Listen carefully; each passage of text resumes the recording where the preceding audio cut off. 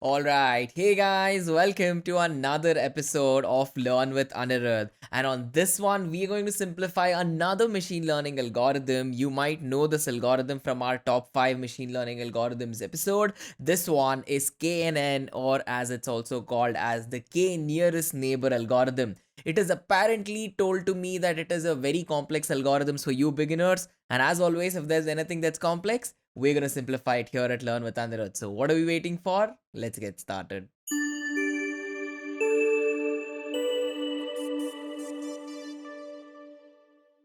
Alright, guys, if you haven't had a chance to take a look at these previous episodes where we have discussed linear regression and even logistic regression, and just like this episode where we have completely simplified it down to its absolute basics, you guys, if you haven't taken a look at that, I really suggest you take a look at that. The links are available to these episodes in the description box below.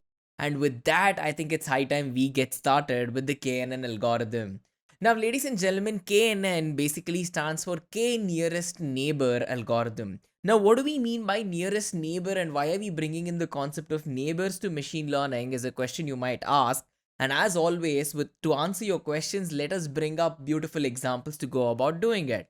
Now, here is one such beautiful example. Let's just consider fruits for now, okay? So, apples and watermelons are all very nice fruits, very delicious fruits. At least I love eating apples and watermelons. Now, consider that there are a bunch of apples with you, and consider that there are a bunch of watermelons with you. So, firstly, let us take a look at some of the details of apples now.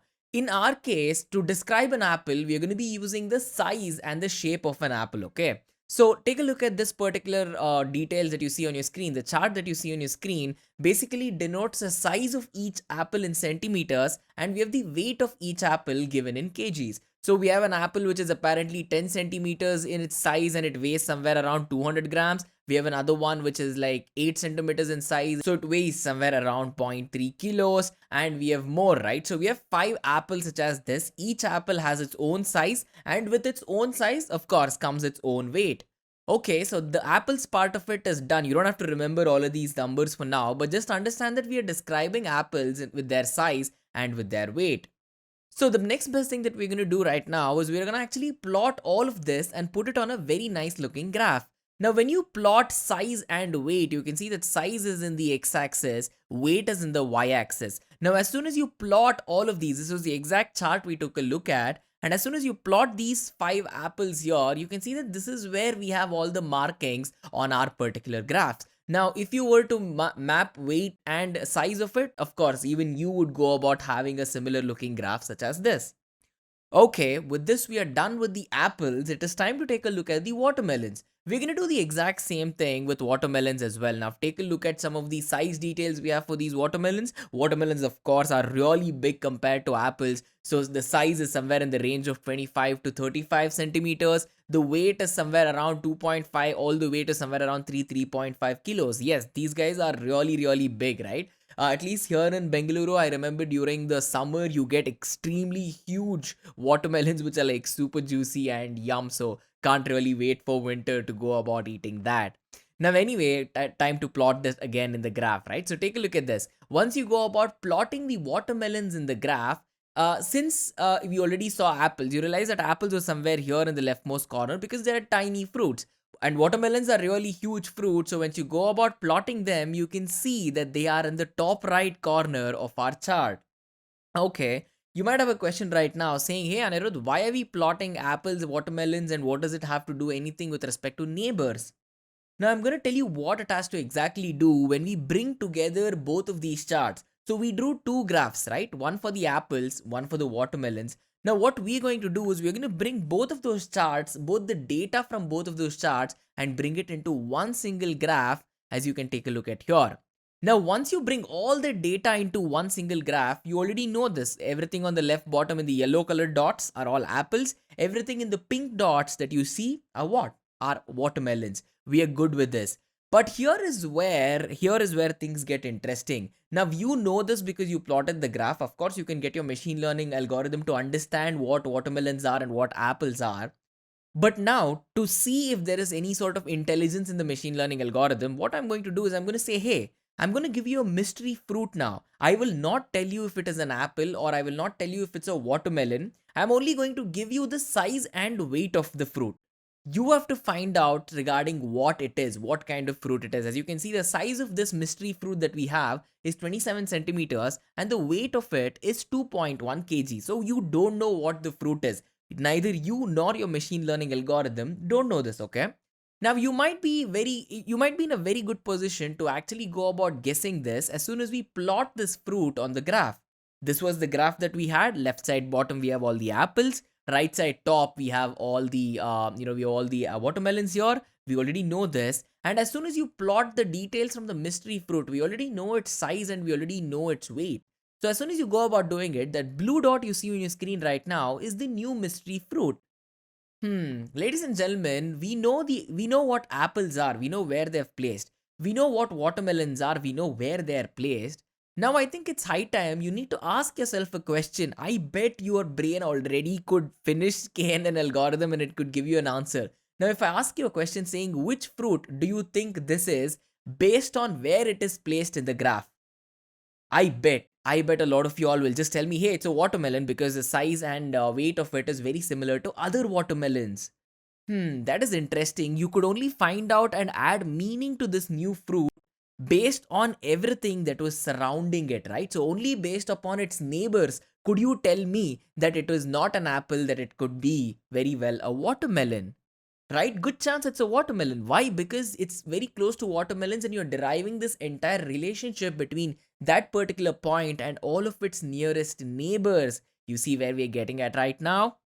The best part here is that you not only just compared the size and shape of the watermelon to its neighbors, you had a chance to associate its meaning and the entire meaning of that particular unknown fruit. What was unknown 10 seconds ago, right now, is a very good chance of being a watermelon just because of the neighbors. Now, when you bring this concept into the world of KNN, this is exactly what we go about doing as well.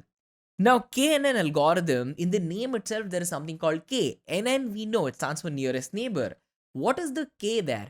The K basically talks about the number of neighbors through which you want to bring some sort of relationship and meaning to that point we just discussed. If K is equal to 5, it means that you're drawing a relationship from 5 of your nearest neighbors. If K equal to 10, it means that you want to derive a relationship to that point and get your algorithm to understand based on what? Based on 10 nearest neighbors. So the K there in the algorithm's name itself is actually a number. All right, now if we want to derive meaning to our new fruit based upon 5 neighbors, it means that K is equal to 5 in our algorithm. And as soon as you say K equal to 5, take a look at the blue dot. The 5 nearest neighbors to this particular dot are all from the pink lines, basically meaning that all of them are really close to the watermelons. So our algorithm here will understand that, hey, there is a very good chance that the nearest distance between every single point has been watermelon. So it can either average out the results and tell you that, hey, this is a watermelon itself, or it can try to dig deeper and find more meaning. Now what if there were 6 neighbors, right? 5 neighbors, we picked up all the watermelons, but what if there was a 6th neighbor?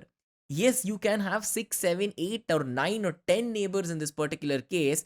The best part here is that what happens is you have distances from each of these, right? And of course, you can see that the yellow line is a lot longer than all of these pink lines. That's because the distance between these points are greater.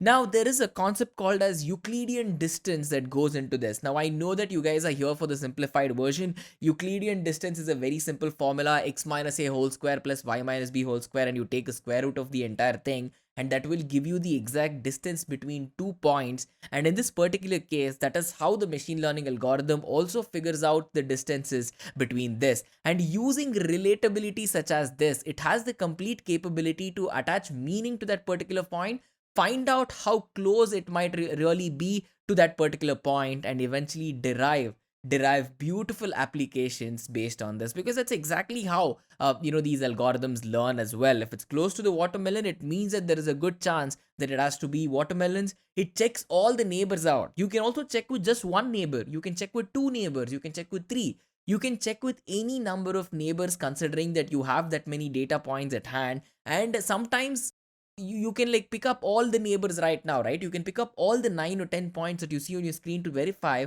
And even when you pick up all the points, the nearest neighbors are what? Are watermelons in this particular case. So, ladies and gentlemen, this simple concept of working with data has risen to beautiful applications that we have today in the domain of agriculture, be it finance, medicine, text mining, recommendation systems. So every time you go shopping next time, remember that there's a very good chance that the website that you're using to shop on is using a KNN algorithm. And it's not just that, even in the world of face recognition and a lot of other domains which are not listed here, KNN algorithm is extremely important. Now, again, I want to reiterate that if you guys haven't had a chance to watch the top 5 machine learning algorithms for 2022 video, the link is available in the description box. Make sure you watch this, because there again, I have mentioned the importance of KNN and how vital it is for you guys who are really looking forward to starting your careers in machine learning.